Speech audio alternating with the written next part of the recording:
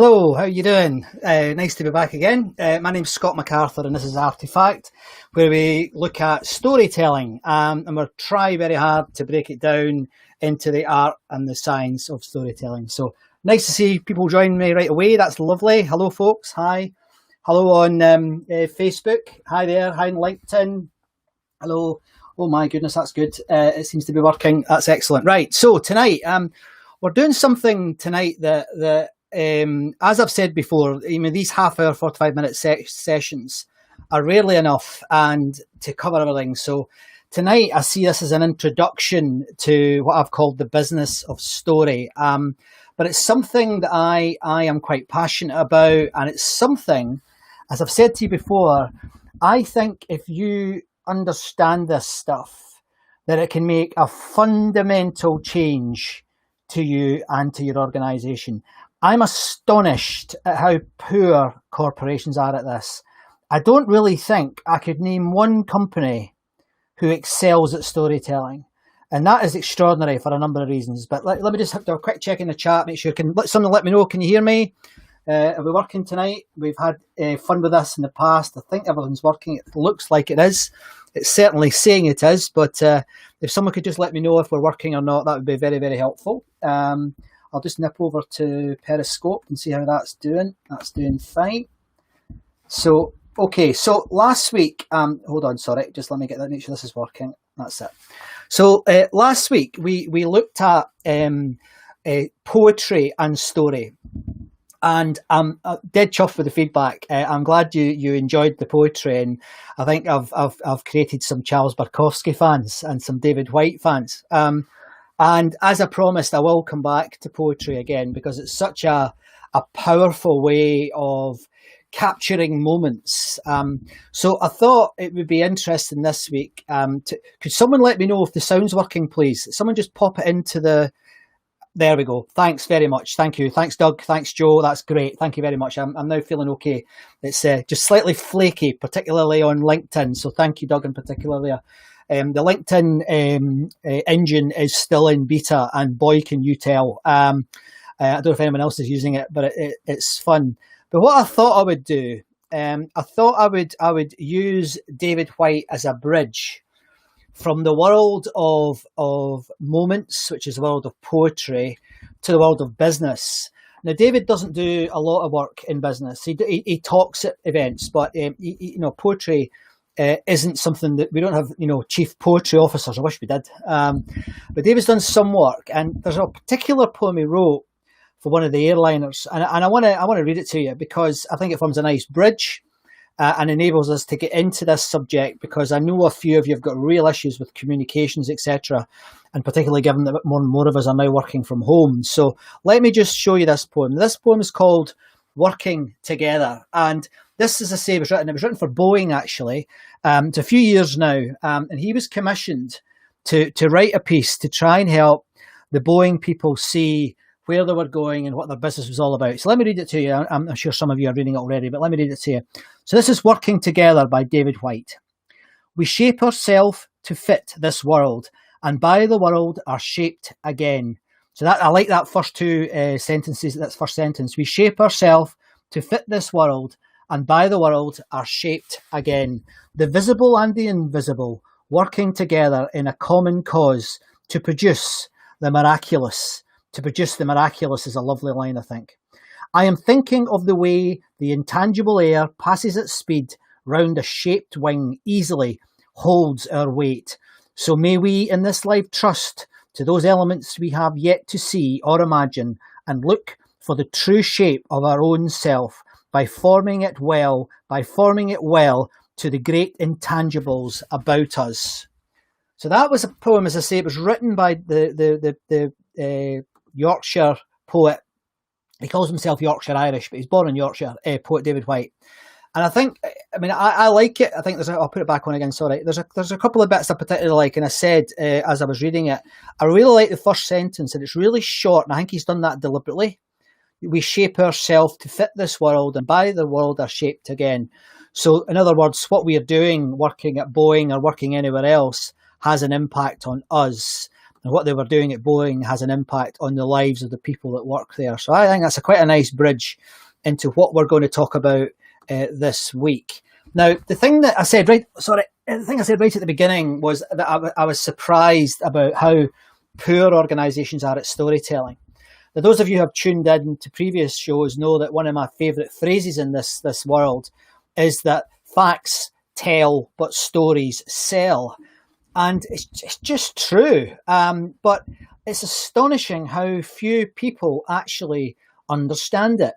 And I'm going to tell a story that some of you may have heard me tell before, and I'm making no apologies for it, because it's a powerful one. And it's one that I think really, really helps us understand the problem here.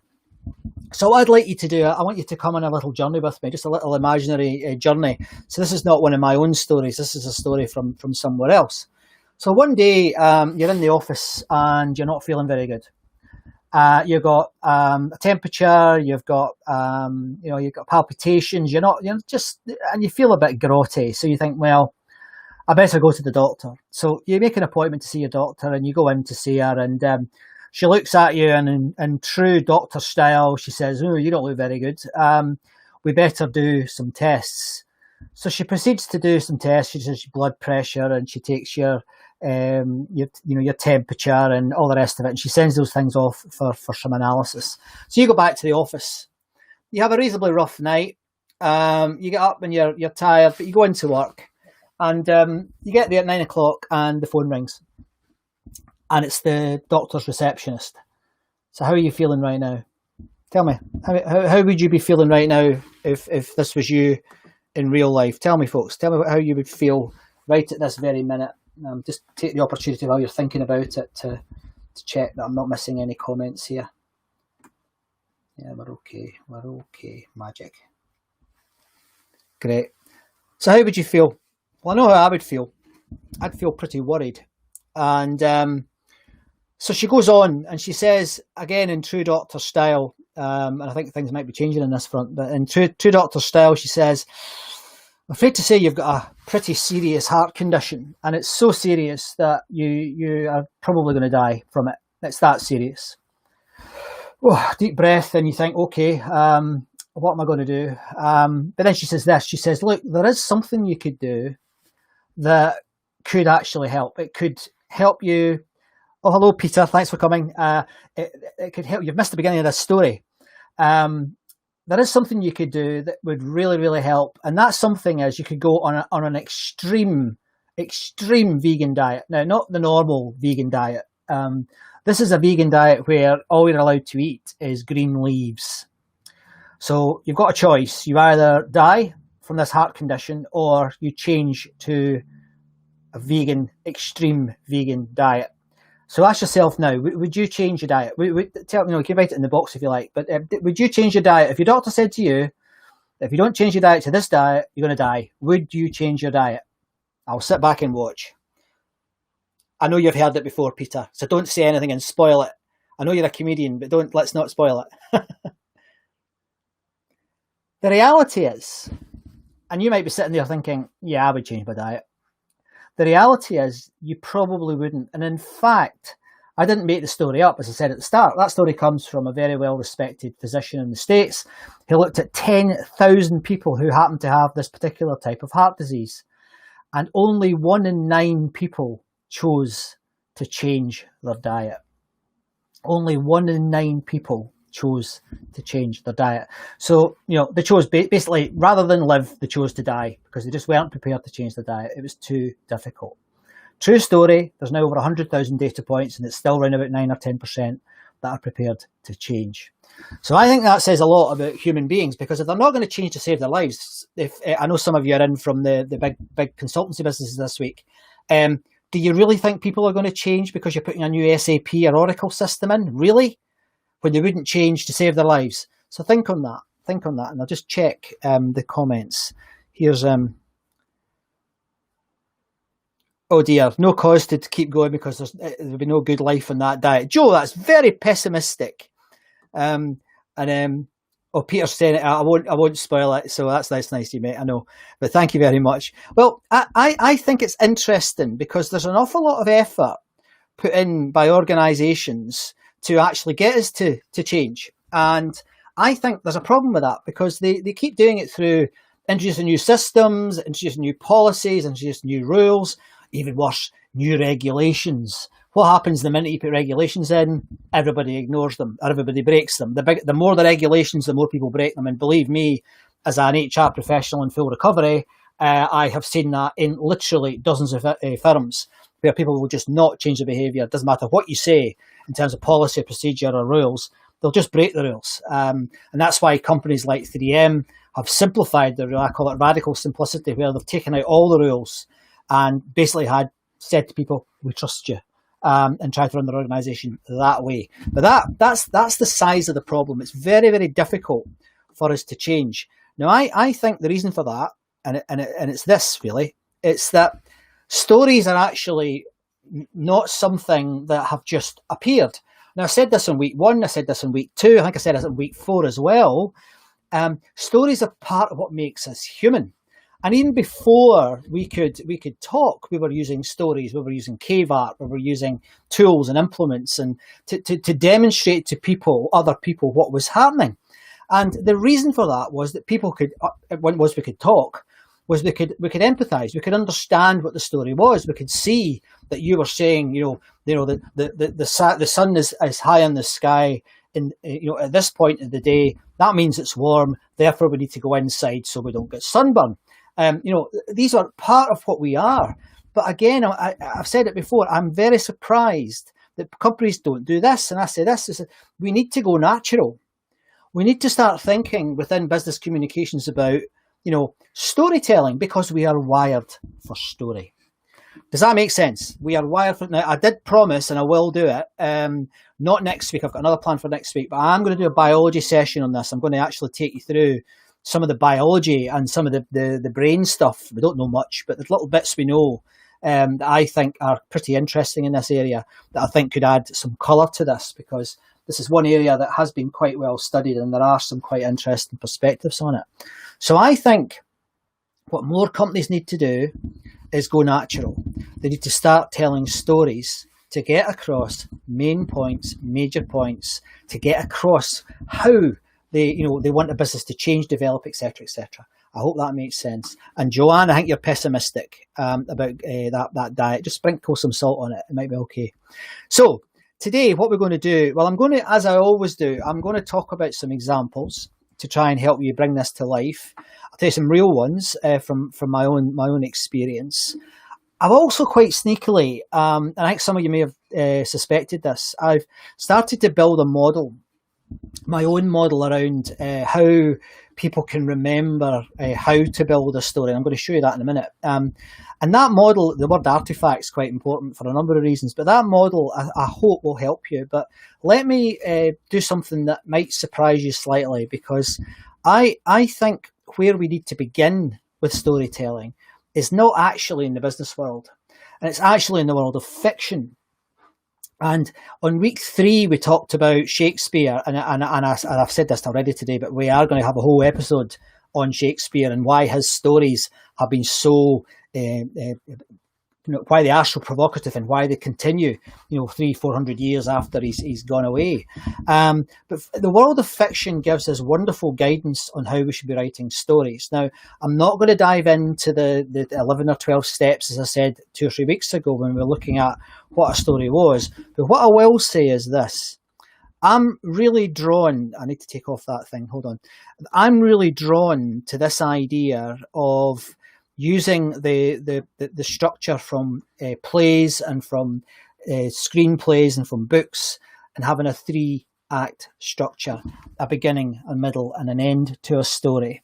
Now, so if you're writing a comms, or you're trying to change the relationship with a customer, or you're trying to develop the relationship with a customer, try to see if you can find stories with a beginning, a middle, and an end. Now, this is not just a joke. I know you've no doubt you've heard this before. The old one, which used to be taught, and it's gone out of fashion, and for a reason, because I don't particularly like it myself.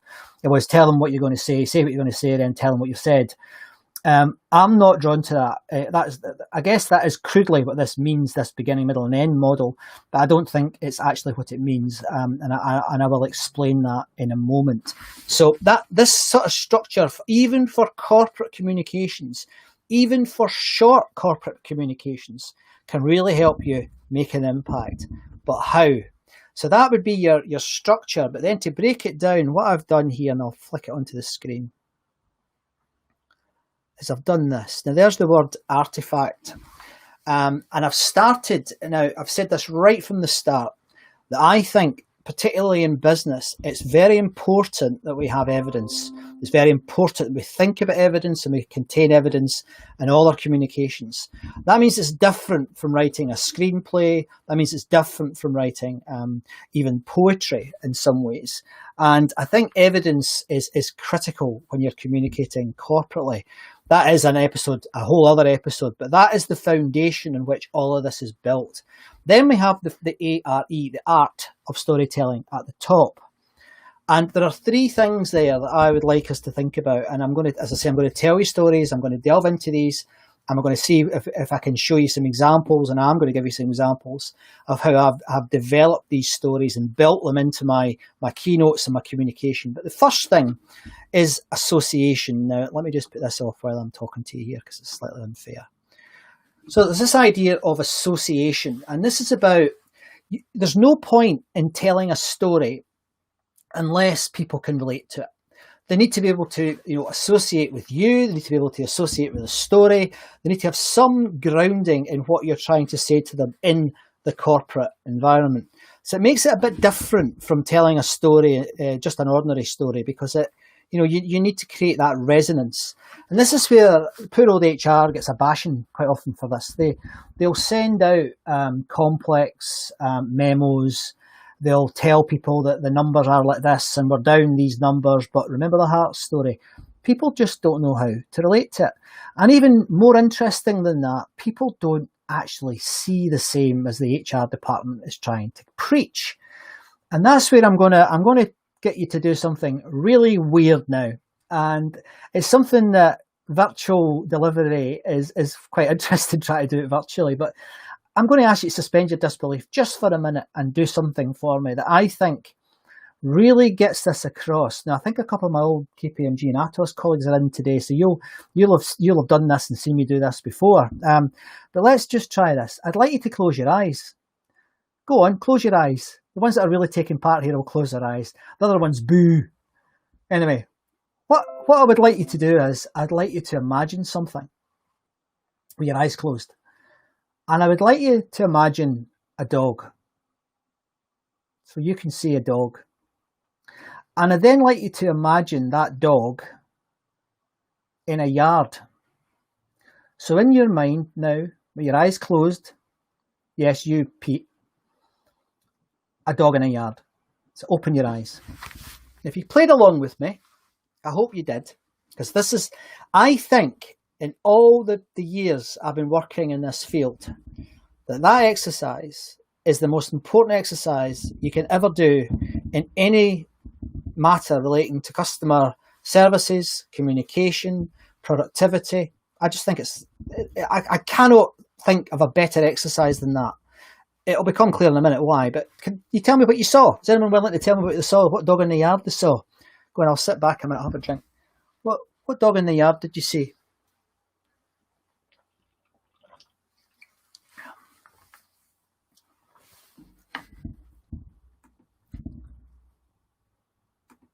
A poodle, okay. What was it? Your poodle? This is my anonymous friends on YouTube again. They're quite an interesting bunch. I don't know. I have no idea who it is. Well, I wouldn't do, I guess. So a poodle. Well, what else did people say? Tell me what you saw. I think there's a bit of a lag on Facebook tonight, which is a bit frustrating.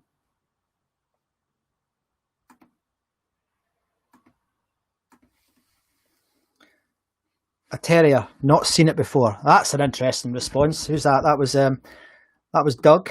Okay. And then here's Peter, my old Cocker Spaniel. God rest him. Oh, you big softy. Heather Wright, a lab in a garden, but it was an American garden. I wonder why. Now that exercise is particularly good. Now, if you do that with a large audience, it's really funny because you can guarantee, this is like you sort of full on Darren Brown stuff with this. This is an exercise that you can predict what most people are going to see. Not the specific animal, but you can predict, like most will see, like Peter did. They see something that they've had in their life. So their own dog, their parents' dog, their relative's dog. And just like Joanna's just said, sometimes it can be a Lassie type dog or a Dulux dog or a dog that's come from the television because they're in their consciousness. Now, very few people can't do this exercise, but maybe 5% can't do it. But I think it's really important because what people see is what they've experienced before. You can have great fun with this. Honestly, people think you're psychic because you've done it. But the word yard, and Heather has touched on it on Facebook where she said about, I saw a lab in a garden, but it was an American garden. And that's because of the word yard. The word yard means different things in different parts of the world. So if you're in America, a yard tends to be a garden. But in the UK, well, certainly for me, a yard is like a builder's yard or a dirty yard with trucks and spades and shovels and things. So people get confused with that word, and I quite often get people, they maybe go down the Coronation Street yard, quite often get that. But most of the time, folk jump to garden. They just assume I mean garden. So it's really interesting. But if you do this in Newcastle, a dog is a stubby of Newcastle Brown Ale. In the States, they get really confused. A yard is still a length in old currency. They still talk in yards. And one of my favourite examples was I was working with the submarine guys in Bristol, the Navy, and I did this exercise with an artist, and I got the artist to draw the dogs in the yards that they come up with. And the one guy drew a little Scotty dog because I was doing the presentation, but he drew it inside a yard of ale. So it was a dog in a yard. So it's quite fascinating that people, even with that simple exercise, there's Peter just saying, my dog was a terrace house bat. Yeah, I mean, it does make you sound like Darren Brown, doesn't it? Or our friend Mr. Mead. For those of you who know who David Mead is, the magician and mesmerist. But it is a very fun exercise. But guys, it is really, really important in the corporate world. Because if you can't get people to, can't get people to associate with what you're saying, can't actually get them to visualize, see, feel the same thing that you're trying to say, you've got no chance. And that's why over the few weeks that we've been doing this, I've used a lot of images, I've used a lot of video, because there is evidence that they tend to cut down what I call some of the noise when you're doing these sorts of things, when you're trying to communicate and relate to people. So that's the first thing, and probably the most important thing that I'll say today in terms of when you're building a corporate message, to make sure everybody, or at least the majority, are on the same page. Don't forget the dog in the yard. Does that make sense? I know it does. I love it. It's brilliant. I mean, it's one of the secret sauces of working with lots of companies. You get down to the nitty gritty and really understand what all the companies do. I feel so sorry for companies because if I use like poor HR again, if I say, God forbid, strategy, and I want everybody to, we're not going to do this today, but what does the word strategy mean? Everybody sees it differently. Even things like you might think are easier. Employee engagement. The reason the employee engagement movement has really stalled in the last 5 years.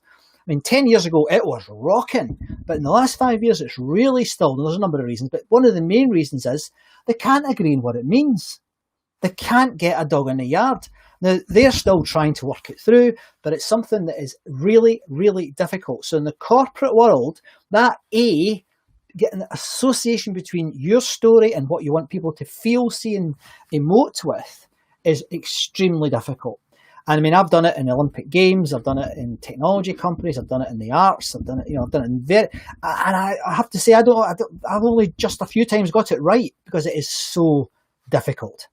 Any questions on that or observations on that? Any questions or observations? Peter says, absolutely, I love that exercise. It's a real eye-opener for an audience. Yeah, and I'm sure it's one that's been that's now echoing around a lot of the speaker circuits since I started to use it. I got it from a lady who was from Newcastle, actually, funny enough. Absolutely brilliant. It's one of the best exercises I've ever come across for this sort of thing. So let's go on to the next thing from this emergent model. The other thing that you need to think about in terms of corporate messaging is roles. Now, in the Joseph Campbell model, where you have heroes and villains, it's pretty clear. You have Saruman and Sauron against Gandalf and Frodo Baggins. The roles are fairly straightforward. But one of the things that I have experienced leaders really having difficulty with, mainly leaders, not so much, I mean, everybody does it, but it's usually leaders that are trying, and you guys are all trying to communicate with companies. One of the real difficulties they have is that word empathy. And I think part of that is because they forget what they're actually there to do. What do I mean by that? Well, if I was to ask you, how much of you do you put into your stories when you communicate with organisations? There are very few folk put any stories into anything when they communicate. But do you know yourself well enough, and do you trust yourself well enough to put your own thing into the stories you communicate with? Now, I know guys, and I'm talking about all guys, not just male guys. I know guys that are brilliant, absolutely brilliant individuals. They have progressed to chief executive level or even chairman level, and they never talk about their own life. They keep work and life very, very separate. Now, I think that was fine in the 80s, in the 70s. I think that's changing now. I think people want to know more about their boss. They want to know what the CEO does in her personal life. They want to know if she's into charity, or if she's into football or rugby or cricket, God forbid, or whatever it is they do. And I very rarely see people actually saying to their group, this is something I struggle with. They have this sort of armor plating on, where they have this almost superhero approach to being a leader. I want to see that change. I think that is a real problem. And if leaders, well, it's not just leaders, everybody needs to get to be able to communicate their own stories, because that way you're authentic. You're authentic. Now, I was thinking about, in this model, I was actually thinking about, and I'm not going to do it, but in the fact at the bottom here, I was actually going to use the FACT and one of the A was going to be authentic, but I don't think I'm going to do that. But I think it's something that's so important, and so few people actually understand how important it is, that I think we need to spend much, much more time thinking about it. So that's what I think about roles. And I don't know if you have any views on that. But you get a lot of people who are terrified of talking about their beliefs, their feelings, their motives, etc. And I think it's quite sad. But good communicators are able to do it, and they're able to do it in a way that they're confident. I remember catching out a couple of chief executives of mine. One was in construction, the other one was in education. I think, Heather, you're here, you may know one of the people I'm talking about. And one of the chief executives was a liar. I mean, he was an absolute liar, and people constantly spotted him telling lies. And it wasn't fibs, it was lies about how he felt and about what he was doing and how what he believed about the organisation. He had no relatedness with the organisation. The people couldn't stand the man. And after a little time, as often happens with bullies and liars in the corporate world, they eventually lose and get kicked out. And he did. But I said to him, stop it. You need to be more relatable. You need to be, you need to be authentic. But he wasn't able to do it. The one person I know that has been able to do it, and it's quite an interesting story actually, and I won't tell the whole story, but Timson's, John Timson, who's the third generation chief executive of Timson's, the shoe company. He when he got the job at Timson's, and I met him and worked with him for about 3 months, and have since shared a stage with him a couple of times. He's quite a character. He's not always appropriate with his stories, but he's quite a character. And one of the things he talks about is, I think the whole thing's got too busy. I don't like complexity. I want to simplify this business. So you know what he did? He did that. He took away all the SAP, doesn't matter what that means, all the big tech from the shops. He went into a warehouse and he bought 4,000 Victorian tills, and he put them into the shops, and he said this, and this is the rules. This is it at Timson, because he doesn't like complexity. He says, right, put the money in the till, and look the part. That's how long his story is. Put the money in the till and look the part. And when you think about it, I don't know if you know this, but roughly 40% of the employees at Timson's are ex-cons. They've got more ex-cons than any other organisation in Europe. And he has 2% attrition rate. I mean, it's astonishing. And he lives and breathes his beliefs, his what he thinks his role is in that organisation. I'll tell you some other stories about him another time. Maybe make your toes curl, because I know him quite well now. So let me just check the chat, guys. Oh, have I made a spelling mistake? Thanks, Pete. Oh dear, you caught me out. Although I'm quite hungry, so maybe that was a subliminal message, Pete. Excellent. Thanks for letting me know that. Yeah. So what are we getting here? Heather says Peter knows that comedy is all about drawing pictures in here. Absolutely. For those of you who don't know, we've got a full-on comedian on here, who's a fantastic comedian. I'd love you to come on the show sometime, Peter, and tell us some of your stories. And then the third one that I want to just have you think about in terms of corporate comms is this idea of tension. There is no point in sending out a message. Well, you can, everything's great, but that's not kind of what organisations are like. There are always things going on in organisations, and a lot of those things cause conflict and lead to tension. And I've had some hairy experiences around this, mainly with performance management, where I don't believe in performance management. And as a former HR director, that used to cause terrible problems for my bosses, because there is no evidence that it works anywhere in the world, anywhere.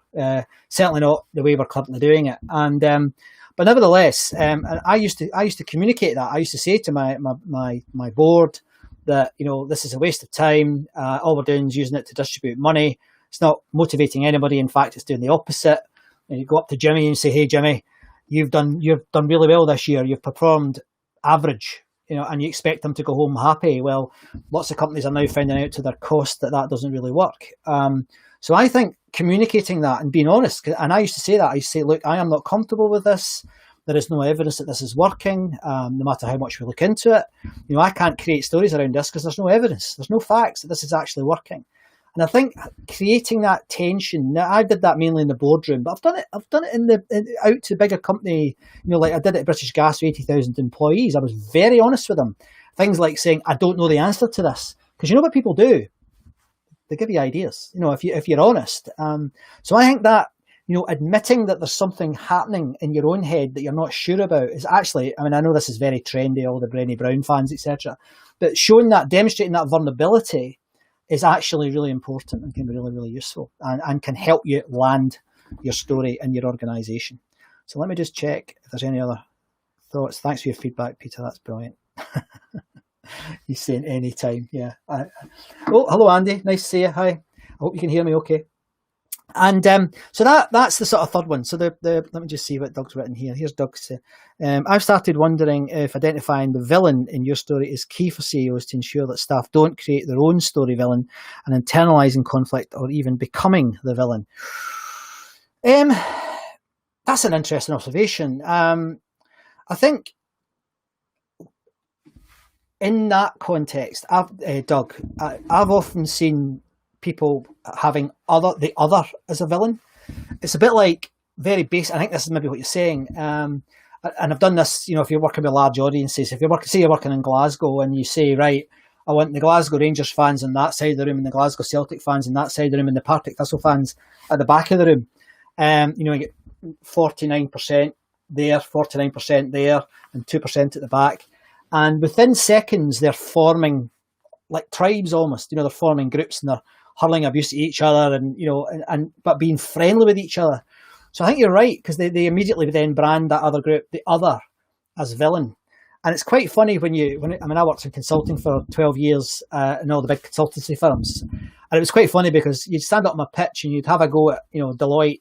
Then you'd go and work at Deloitte and you'd have a go at KPMG, who you'd just been working for. Then you'd go to Atos and then you slag off Deloitte and Accenture, So you're right in that context. But I think you're meaning a bit deeper than that, Doug, are you?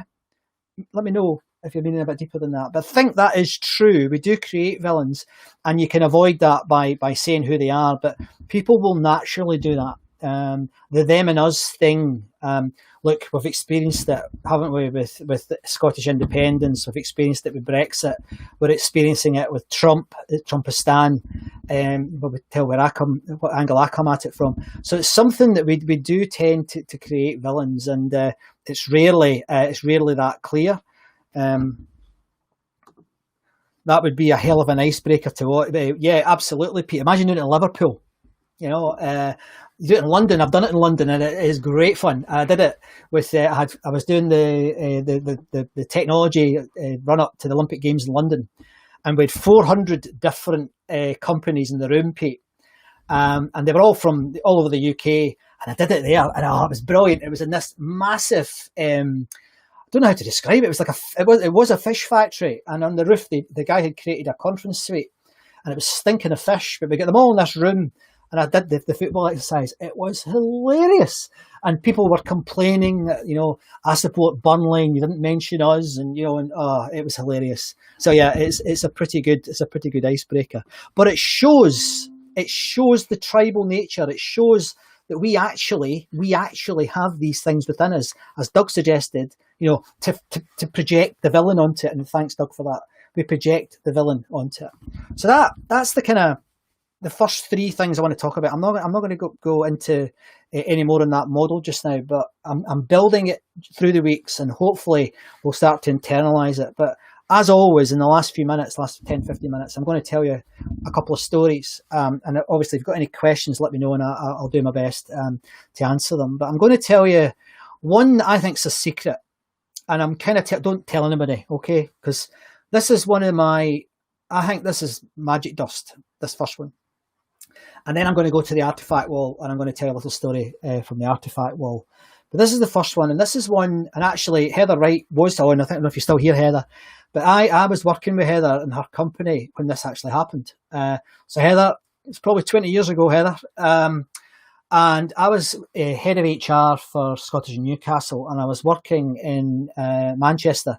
Those of you who know Manchester, there's a road called the Princess Parkway, goes into Manchester, otherwise known as Beirut. It's pretty rough, and I was responsible for a brewery there called the Royal Brewery. It's since been renamed. I think it's called what was it called? The Harp Brewery, and I think now it's called the Heineken Brewery. It was one of the biggest breweries in the world, certainly one of the biggest in Europe. And I was working with various consultancy businesses because we had quite big challenges, and one of them was Heather. One of them was Heather's company. But the guy that this story comes from was a guy who I probably mentioned before, one of my mentors called Jim, and he was helping me because it was a big job for me. You know, I jumped from being I was in a big corporate, British Gas, but coming into a company like Scottish and Newcastle is a whole other kettle of fish compared to the big, safe, massive corporate environments where you can hide quite easily if you make a mistake, but you can't in a company like Scottish and Newcastle. They're not nearly as big, and HR had quite a visible presence in all the sites. Actually, Scottish Courage, the brewing part, that I was head of HR for. Anyway, I was working with a guy called Alan, who was the boss of this particular brewery. So it was the second biggest brewery in Europe, and we produced everything from Kronenberg to Foster's and Guinness, but don't tell anybody that. You're not supposed to know that. But we did. We made Guinness. We were what called the Emergency Guinness Brewery, and I was given the role because my boss Al was quite keen on swapping the board members round. So although I was working in HR, I was given an engineering job to do, and that engineering job was to get a water tower fitted in the brewery.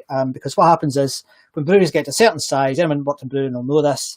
The biggest cost in brewing is water. So what you tend to do is you drill down to find water. And we needed, I think it was about 8 million, don't quote me, I can't remember the numbers. It was 5 or 8 million, something like that, million quid to build this water tower.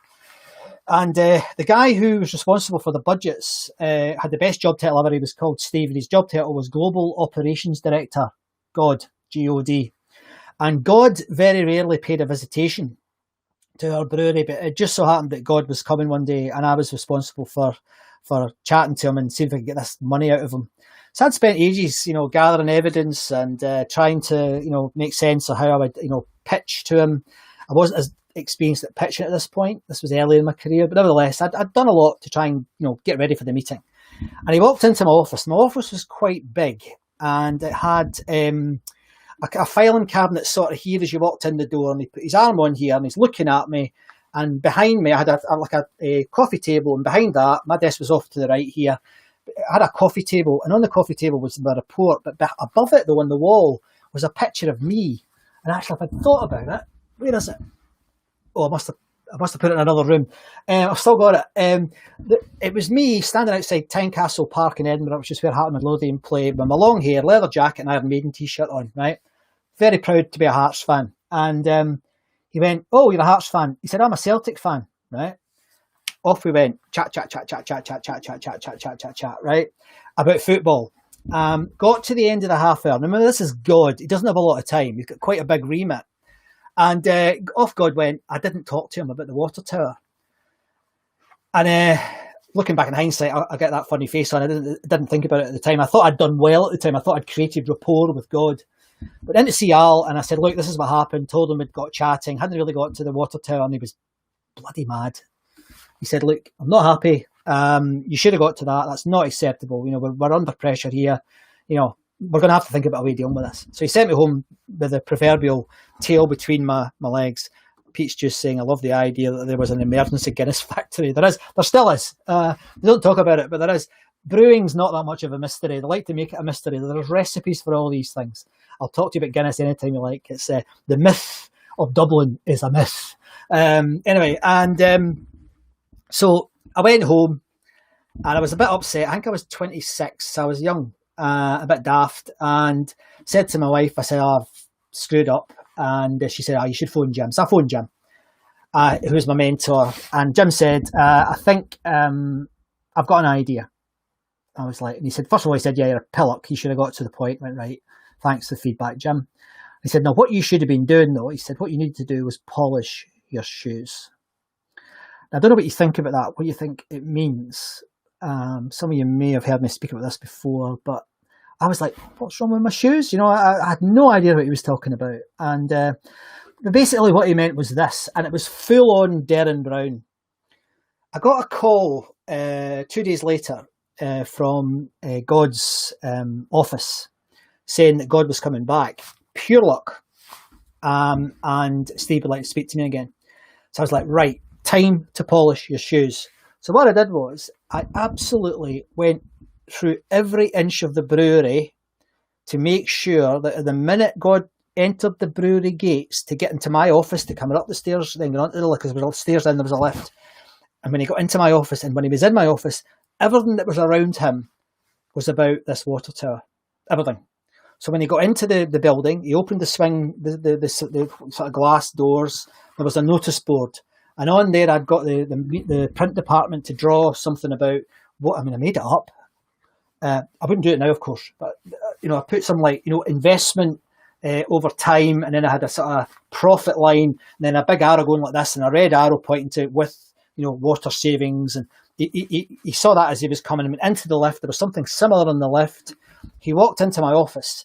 My assistant at the time, the brilliant Val, she was amazing. She still is. She's an HR director for who is it, Virgin these days. She had helped me go through the report that we'd had commissioned about the water, highlighted every single detail, the key details. Not only that, we've got these little special post-its, the arrow ones. So when he saw it, he opened it. The arrow was pointing straight at the text, and she had highlighted all the key text. We'd then taken the text out, the key bits, we'd laminated it onto A4 paper, put it on the desk. I'd moved the football picture from the wall and put it above my desk and put another flip up there with more details about the water tower. Bang! I got the water tower in about 10 minutes. That was my first real use of polish your shoes. And it was amazing because it was just about preparing the room, getting ready really, but preparing myself as well. 10 years later, I was given the job of training and working with the KPMG Salesforce and with the Atos Salesforce, Deloitte Salesforce, Capgemini Salesforce. And I taught all of them polish your shoes. And if you ever came in as a client into our office to have a pitch done by us, that you know, we were pitching you for work, you didn't have a chance, because we were so forensically prepared that, you know, they walked in and they saw themselves. Really simple examples. Working at M&S, guess what we were all wearing? Yeah, we're working with the Royal Mail. I'm really proud of this one. It was a £300 million procurement system going into the Royal Mail. What we did was we sat down in an office and said, right, how do we polish our shoes for this one? And it wasn't me, one of the other guys said, well, what do the Royal Mail do? Well, they deal with letters, don't they? What sort of letters? You know, between people, between people. So what we did was we got a 300, I'm not making that, this is completely true, a £300 million proposal handwritten by professional scribes. We had them before they even opened the envelope, which was a big thing, right? We had them even before they opened the envelope because we polished our shoes. That's the sort of corporate story, right? That's a corporate story, because that's sure there's an issue, there's a problem, there's a communication challenge, and we thought, right, how can we really get under the skin? You don't need to do all this, you know, these complex profiling things that people do. You just get into their world, their environment, because you know what? They're not going to change their behaviour, like the heart attack story I started with. But if you change the environment, it can help them see things differently. And that's why I think stories are so powerful. I hope you enjoyed that one. There is going to be two more. I'm over again. I always go over when I'm in the areas that I'm particularly passionate about. I maybe cut one of the stories. But any thoughts on that? Any thoughts? I like the fact that you like the emergency brewery. That's quite good. I'm too young to have worked with you 20 years ago, honest. No, you're not. Well, we were both 10 though. But I'll tell you, I'm going to cut one because I have gone over. I'm sorry, I get really enthusiastic about this stuff. But I'm going to finish on one that I think really exemplifies that beginnings of this anecdote model that I've got. And I'm going to go to my anecdote wall again and use, some of you may have spotted, there's a new artifact on my wall here, and it's this. And what happened with this superhero thing was really sweet, but actually pretty transformational for me, because I didn't expect it. I was working for Barclays Bank, and it was about 18 months ago, so before lockdown, obviously. And anyone who's worked at Barclays will know, on the top floor at Barclays in their tower out in Canary Wharf, they've got like it's like a greenhouse, and it's the training and development area. It's a huge thing, you know. You can probably get about 400 people in it, and we had 100. And this was their graduate intake as well as their sort of young career manager types. And I was thinking about, you know, again, back to what you said earlier about icebreakers, you know, things you can do. And this is a great icebreaker, and it's not mine. I mean, I got this from a guy who runs an acting company where they use artistic training. And Doug, you might know some of it because Doug used to be an actor. And this is an exercise that they quite often do in acting training. So I got them to do it. And I stood up on the stage, had a microphone. And I said, right, I want you to turn to your neighbour, and I want you to talk about to them about what your favourite movie is. Now, if we had more time, we could do it tonight for real, but we won't. Just bear with me. I know some of you are already thinking, because you can't help it, can you? What's my favourite movie? So they all went in the room, whoosh, list, you know, great energy, everybody's getting involved. And I had an assistant with me, and him and I were walking through the group, butting in, you know, what's your favourite movie? And to be honest, they were young, so it was like Fast and Furious, and, you know, there's quite a lot of Star Wars. And I walked up to these two girls, and I reckon they must have been 19, maybe 18, 19, young girls. And they're really having a good conversation. And one girl was a big, she must have been 5'11", maybe even 6 feet, but she was also that shape. She was quite a large girl. The other girl was the opposite. She was probably 4'11" and like that, you know, a tiny little thing. So one like this and one like this, and they're chatting away. And I said, look, do you mind if I interrupt and you know, have a you know, butt in to your conversation? And I said, yes, of course. And I was like, oh, great. And I said, right. So I said to the tall girl, I said, what was your favourite film? My emotions are unbelievable with these stories. Sorry. And she said, my favourite film is Shrek. And I was like, oh. And I didn't know what to say. And I said, oh, why? And I, you know, just said it. And she said, well, because I think I look like Shrek.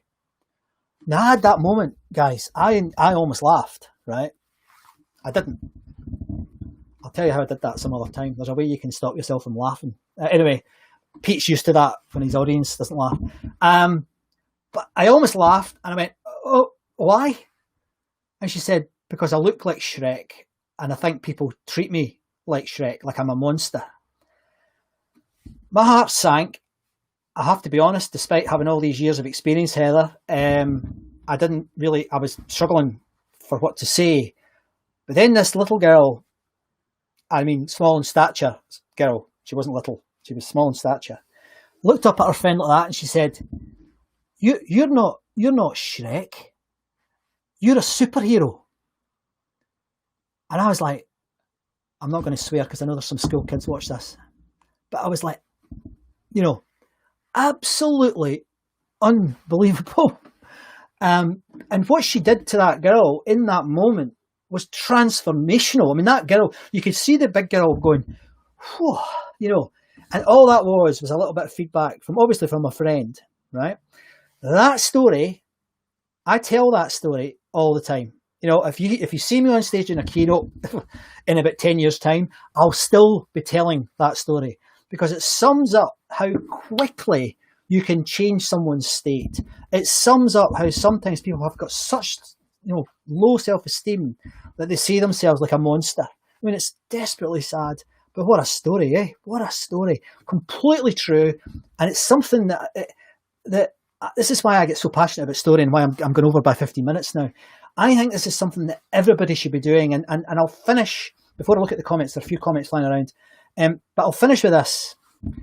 I think at work, particularly in a senior position, but you know what, in any position, and you know what, maybe even I'm contradicting myself here, maybe it's more important when you're a junior person, capture your stories. I said it before, be an archaeologist of your own life. Have a sales ledger of stories, not of, profit, yeah? Gather the stories so that you can tell those stories, like the ones I've told when you meet other clients. The story about the post office, when I go to the Olympic Games, I can tell that story. They look at you and they go, wow. They just can't help it because it's unique, it's emotional, it shows empathy for the client. You're an absolute winner, guys, if you'd use this methodology. Stories are absolutely critical, and I promise I'll come back to this and finish that equation. Once I've finished the equation, coming up the equation, I'll make sure you my workings along the way, as one of my friends Joe would say. But I think that we're onto something here that is really powerful for the people are tritely calling the new norm. I think storytelling, we need to revert to being what we really are, the natural us. Now, let me just look at some of the questions and the observations. Peter's upset that I slagged him off a minute ago about his audience. Well, Pete, truth hurts. Right, Pete says, Polish Shoes is a great story. We used to do it under a harsh performance management regime when we were expecting an inspection. Just for some context, I know Peter, and Peter was a senior police officer for many years, a very good senior police officer, I believe. And he said, they were brutal, but we managed the route the boss took and populated it appropriately. He knew, but it worked a charm. Yeah, I get that. I absolutely get that. I mean, I think that's why it's quite good to label it, Pete. That's why it was Jim got the idea, not me, but that idea of architecting what you're actually, how you're creating the stories is quite important. And be an archaeologist for your own life is pretty, yeah. I mean, this is something I've been encouraging myself to do. And I've got 400 stories now. And I promise one of the artifacts I will use is one of my story banks, because I recorded a diary every day on audio tape. One of my heroes is Tony Benn, the great Labour politician. Whether you're into Labour or not doesn't matter. He was a great genius politician. And he recorded a diary every day. I did it for 20 years and it's just down there. And I started it when I was very young, actually before I was at university, and I did it for 20 years. It's changed now. I use different methods of doing it now from the old tapes, but nevertheless, it's so important. It takes a long time to go through it though when you're 50, but it really is important. So thanks. I'm glad you liked that, Peter. Any other final comments? Let me just check my YouTube friends. Gosh. I really want to know who these people are. I know Joe's there and Doug's there, but I would really like to know who these other people are. Okay. Well, thank you very much for tuning in. I hope you found that interesting. It's the first time I've started to release this idea I've got about, you know, why I'm using the word artifact, because I'm quite keen to come up with a model that you can go away with and use. So thanks very much for tuning in. Next week, it could go on for 5 hours, so it's a good job it gets recorded, isn't it? Next week, I'm going to talk about art. I'm going to talk about the power of art in story and how, I mean, I've been doing this for 20 years now. I've been using art for 20 years to simplify, to clarify, to remove that noise, but we create stories by using art. So that's going to be the focus next week. If you have any questions, I'd be delighted to answer them either now or next week. But I hope you've enjoyed that. I've enjoyed it. It's been I got to tell some of my favourite stories. I'm not sorry that I prattled on. These are good stories. And I hope that they give you some ideas that you can bounce off and create your own methods around them, because they work. They just work. So thanks for tuning in. I'm just going to have one last double check, make sure I'm not missing anything. Cheers, guys. I'll see you next week. And this was Scott McArthur, and this was Artefact Storytelling, the art and science of it, live. As you can tell, it was definitely live.